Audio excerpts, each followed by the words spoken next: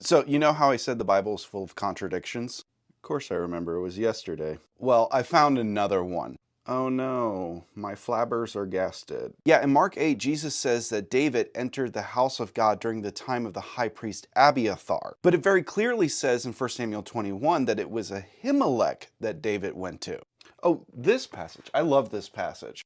How can you love this passage? It's a blatant contradiction within the scriptures. It's even what caused Bart Ehrman to go down his path of leaving Christianity. Well, yeah, if you read that passage as a literalist, you're going to miss completely what Jesus is saying. Explain. All right, so buckle up because this is a bit of a long explanation, but I promise it's worth it. So this discussion in Mark 2 is actually happening between Jesus and the Pharisees. The Pharisees, who Jesus says elsewhere, sit in the seat of Moses. And the Pharisees accuse Jesus' disciples of working on a Sabbath because they're going through a field and collecting kernels of grain and eating them. But instead of refuting the Pharisees and being like, are you for real right now? Like you're being a little dramatic. He brings up this story of David going to the house of God in 2 Samuel. And he brings up two things that happen in that event that really should bring us pause. One, that David entered the house of God, which only the priest could enter.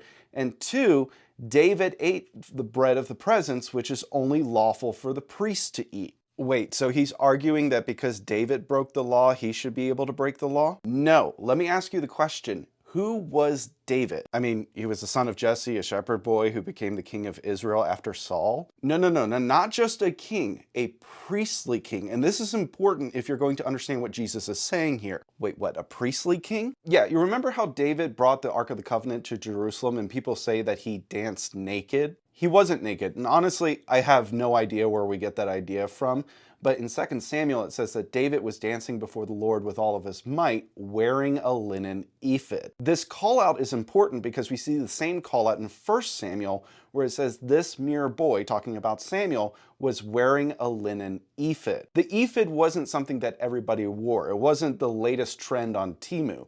Only the priests wore the linen ephod. So the call out in 1 Samuel is to say that even though he was a boy, he was performing priestly duties, and the call out in 2 Samuel is that David is acting as a priest. Correct. So when the Pharisees would have heard Jesus say this, this is what would have been in their mind. And so when they hear Jesus make this claim that David ate the bread of the presence, which is not lawful for anyone to eat except the priest, they wouldn't have heard, oh, David did a bad thing. They would have heard, well, of course David could eat it because he was a priestly king. Now, what would have infuriated them about what Jesus was saying here is that he's making a claim not simply about David, but of himself. So he's basically saying, I'm a priestly king like David. Correct. And in other passages, he makes this assertion about how he's Lord over the Sabbath, but we don't have enough time to get into that. Okay, but we still haven't addressed the main issue here, which is it Abiathar or is it Ahimelech? So what do you know of the story of Eli?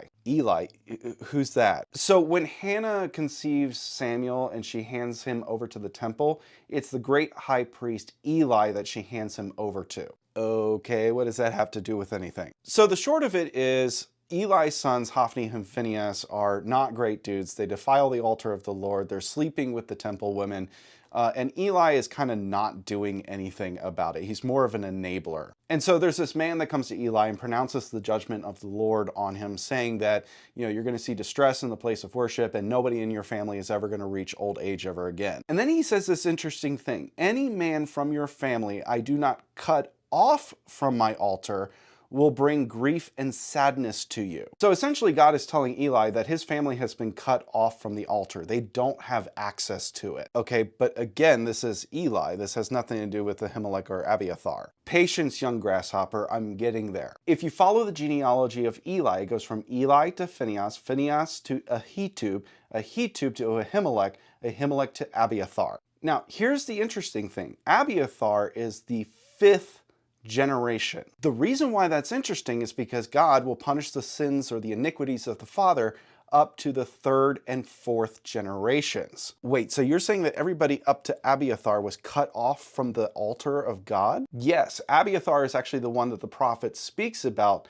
that grief and sadness would come to him. We see shortly after David is given refuge that Saul comes to Nob and kills all of the priests. All of the priests except Abiathar. And the thing that makes this so great, which makes it kind of like the Kendrick Lamar diss track of Drake of Jesus's time, is that Jesus is telling the Pharisees in one fell swoop that their priestly position, if you want to call it that, is illegitimate while his is a legitimate position. Oh, so he's basically telling the Pharisees, you're like Ahimelech. You've been cut off from the altar. Yeah, this is why he didn't come against Jesus and debate Jesus. He would throw you on a bus and ask you to change the oil before you knew it. That's really interesting, not gonna lie. Yeah, like I said, one of my favorite passages. The Bible can be really interesting if you take more than 2 seconds to understand it.